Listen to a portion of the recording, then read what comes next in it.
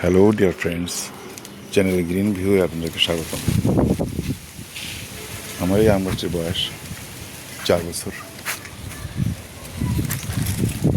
এই আম গাছটিতে আম প্রতি বছরই ধরে না, 1 বছর গ্যাপ দিয়ে 1 বছর ধরে। আমি ব্যাগিং করে দিয়েছিলাম। দেখুন, টিস্যু ব্যাগ দিয়ে ব্যাগিং করলে ঘামে না, ভেতরে পোকাও আক্রমণ করতে পারে না, সূর্যের তাপ ঠিকভাবে পৌঁছায়, আমের মিষ্টতা এবং গুণাগুণ অক্ষুণ্ণ থাকে। আম গাছটি দেখুন, খুব বেশি বড় নয়, আবার খুব বেশি ছোটও নয়। এই আমের নাম কি আমি জানি না, তবে এর দেখতে হিমসাগরের মতো, তবে হিমসাগরের মতো অত দ্রুত পচনশীল নয়। এর সংরক্ষণ ক্ষমতা হিমসাগরের চেয়ে অনেক বেশি, তবে আমটি স্বাদে হিমসাগরের তুলনায় কোনো দিক থেকে স্বাদ এবং বৈশিষ্ট্যে হিমসাগরের তুলনায় ভালো। আমার কেউ যদি আমটির দেখুন, যদি কেউ জেনে থাকেন কী আম এটা, আমাকে জানাবেন।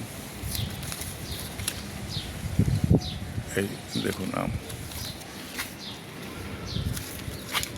মাত্র অনেক ফুল হয়েছিল, মাত্র 9টি আম আছে, ঝড়ে পড়েও গেছে কিছু। এখন 9টি আম আছে, যেগুলো পরিপক্ক হওয়া পর্যন্ত থাকবে বলে আশা করছি।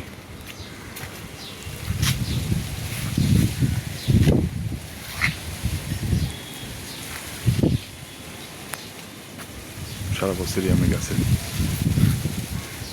তরল সার দিয়ে থাকি।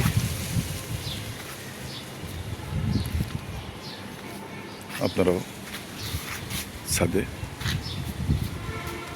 যদি সুযোগ থাকে বা যাদের বাড়িতে মাটিতে সুযোগ আছে, তারা আম গাছ লাগাবেন এবং ডাল ছাঁটাই করে এমন খড়বাকৃতি রাখার চেষ্টা করবেন। তাহলে বৃক্ষ পরিচর্যা এবং এর বালাই ব্যবস্থাপনা আপনাদের জন্য সহজ হবে। এই আমগুলো আমি যদি ব্যাগিং না করে দিতাম, তাহলে এই আমে পোকা ছিদ্র করে এতে ডিম পেড়ে পারতো এবং এইগুলো খাওয়ার অনুপযোগী হয়ে যেত। আপনাদেরকে দেখানোর জন্য আমি এই ব্যাগগুলো খুলে রেখেছি। আমি এখনই আবার এই ব্যাগ দিয়ে আমগুলো ঢেকে দেবো। পোকাগুলো চোখে ভালো করে দেখা যায় না, খুব বেশ ছোটো ছোটো।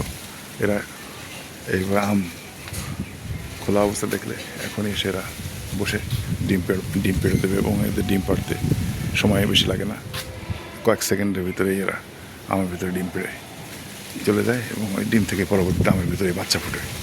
যাই হোক, আজকে মতো এখানে শেষ করছি। আপনারা ভালো থাকবেন, সুস্থ থাকবেন, সবার সুস্বাস্থ্য কামনা করে এখানেই শেষ করছি। আল্লাহ হাফেজ।